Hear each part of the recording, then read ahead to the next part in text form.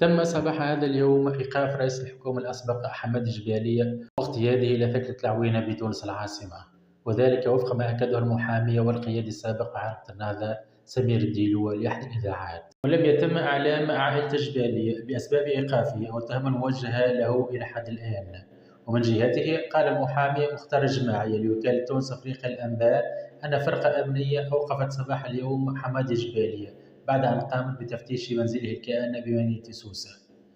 وأضاف أن فرقة أمنية متكونة من حوالي 20 عنصرا ذكرت أنها تابعة لفكرة العوينة بالعاصمة قامت حوالي الساعة 8:30 من صباح هذا اليوم بتفتيش منزل الجبالي قبل إيقافه وحجز هاتفه المحمول وحاسوبه الشخصي. ولم تتضح بعد أسباب إيقاف المسؤول السابق بحركة النهضة، إلا أن أصواتا تعتقد أن قرار الإيقاف جاء بسبب الأبحاث المتعلقة بشبهة غسيل الأموال المنسوبة إلى جمعية خيرية. ويتعلق الأمر بقضية جمعية نماء تونس التي تلاحقها اتهامات بتلقي أموال مشبوهة من جهات مجهولة بالخارج تقدر بالمليارات ومرتبطة بالجهاز السري لحركة النهضة. ويتابع حماد الجبالي كذلك في التحقيقات المتعلقة بتهمة منح الجنسية التونسية لأجانب واستصدار جوازات سفر بطريقة غير قانونية، وهي القضية التي يتابع فيها كذلك القيادي بحركة النهضة نور الدين البحيري الذي فرضت عليه سلطات هذا الأسبوع الإقامة الجبرية بمنزله.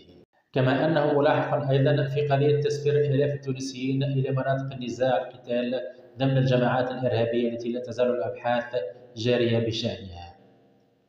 ويشار إلى أن الأمين العام السابق لحزب حركة النهضة كان خضع للتحقيق على خلفية أنشطة مصنع تملكه زوجته في سوسة كانت الشرطة قد داهمته العام الماضي وأعلنت أنها ضبطت فيه مادة مدرجة بجداول المواد الخطيرة. وأصدر القضاء التونسي قبل فترة قرارا بتجميد أرصدة عدة قيادات النهضة من بين محمد الجبالي ورشد الغنوشي وقيادات أخرى لوجود شبهة تبييض أموال وغسلها.